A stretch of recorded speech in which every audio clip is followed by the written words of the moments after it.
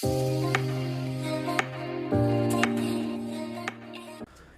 puro Onyx analysis sana yung balak kong i-upload this week kasi grabe, stellar performance talaga yung pinakita nila ngayon. Kaso medyo nagiging toxic ML community na naman tayo sa social media, kaya to raise awareness, pag-aralan natin kung bakit paulit-ulit yung naging draft ng blacklist sa laban nila sa Echo. Number 1 na reklamo ng mga tao sa social media, bakit daw laging in-open ng blacklist yung 1-1 at saka yung Faramis kung hindi naman pala nila kukunin? At bakit daw paulit-ulit yung Xavier, Balmond at Pakito pick sa 3 games, hindi man lang daw nag-adjust yung blacklist? Para mapaliwanag to, pumunta tayo sa draft ng Game 1. May dalawang drafting pattern akong napupunan na ginagawa ng blacklist tuwing nababan yung Bea ni Oheb. Una, binaban nila yung 1-1 tapos first pick nila yung Claude para ma-choke yung gold laner ng kalaban tulad ng ginawa nila sa Omega, kaya na-force mag-gold lane Esme si Kelra. Ginagawa din nila to kahit sa red side sila tulad nung nangyari sa laban nila sa Onyx, na next video ko na ipapaliwanag kasi yun sana yung topic natin for today's video. Moving on, ito ngayon yung pangalawang approach ng blacklist.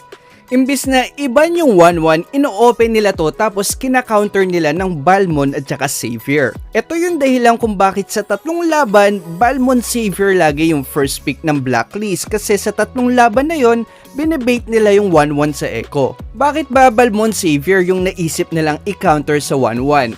Tingin ko, simple lang yung concept niyan dahil parte talaga ng build ng 1-1 yung Wind of Nature, napakahirap niyang i-burst lalo na kung physical damage yung gamit mo. Kaya kumuha yung blacklist ng mage na kayang mag-burst o mag-deal ng mataas na damage kahit na hindi to pumunta sa backline, which is yung Xavier gamit yung skill 1 at ulti nito. Ang tanong, effective ba to? Tingin ko oo. Kasi tignan nyo, kahit si Benicute mismo nagdalawang isip na bumuo kagad ng Wind of Nature. Nag-Athena Shield muna siya na +1 kagad to sa blacklist kasi madidelay na naman yung power spike sana ni Benicute. Kaso ang problema, pag nag-Athenas na si 1-1, hindi na siya kayang i-burst ni Xavier. Diyan na ngayon papasok si Balmond. Napapaisip ka siguro, bakit Balmond? Diba physical damage si Balmond? May Wind of Nature nga si 1-1. May point ka naman dyan, kaso yung ulti ni Balmond true damage siya. Ibig sabihin, tumatagusto sa Wind of Nature.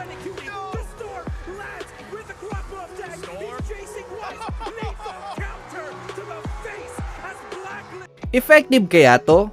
Tingin ko oo, kasi tignan nyo, napoke ni Haji si Benicute dito tulad ng nasa plano ng blacklist. At dahil bawas na yung buhay niya, kahit may Wind of Nature siya, tignan nyo, na-awkwardan kagad siyang pumesto kasi nandyan yung Balmond. Imagine kung ibang hero sana yan, baka nakipagsabayan pa si Benicute kasi may Wind of Nature siya pang outplay. Pero dahil true damage yung ulti ni Balmond, ma-awkwardan talaga siyang pumesto ngayon. Iniisip mo na siguro, may Faramis din yung Echo, hindi naman nila mababurst kagad yung 1-1 dyan. Dito na papasok yung paulit-ulit na Pakito pick na take note, hindi to sustain type na Pakito na naka-Bloodlust Axe o Dominance Ice. Hunter Strike yung first item ni Edward dito, kaya burst kung burst talaga siya. At babalik din tayo dun sa reklamo nilang paulit-ulit na Xavier dahil kailangan magdikit-dikit ng Echo pag nag-ulti yung Faramis, kaya napakalaking sagabal sa kanila nung Mystic Field ni Haji. Pansinin nyo, ang dami laging nahuhuli ni Haji sa Mystic Field niya.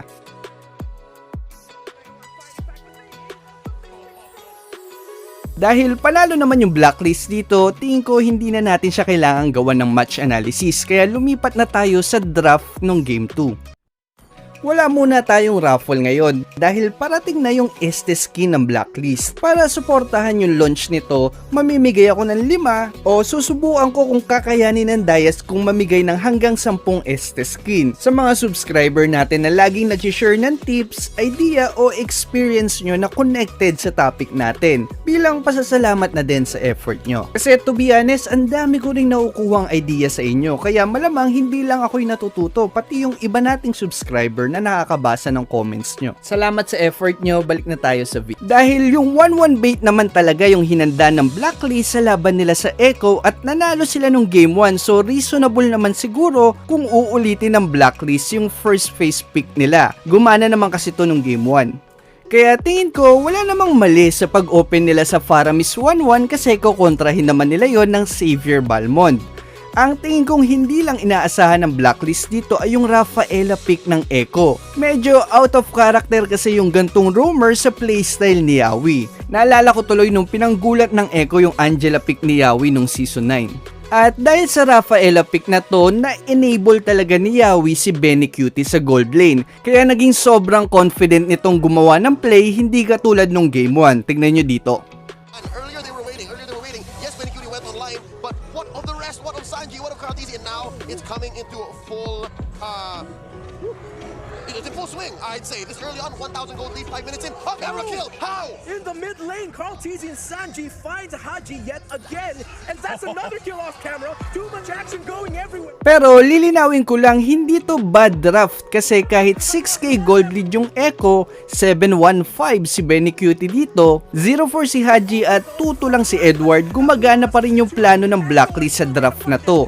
Kaya pa rin nilang i-shutdown si Benny Cutie. Sadyang ang ganda lang ng pagkaka-enable ni Yawi kay Benny Cutie dito at yung pagkaka-shutdown nila kay Oheb.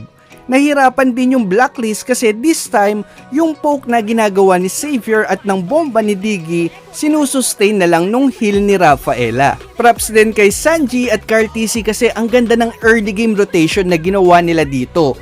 Paghila ni Faramis, diretso knock up kagad kay Julian. Lipat na tayo ng Game 3, malamang yung mga epic dyan nagre-reklamo na nung pinapanood nila to kasi Xavier Balmond na naman, ano ba yan, hindi marunong mag-counter draft yung blacklist? Well, technically yung Xavier Balmond nga yung hinanda nilang counter sa 1-1.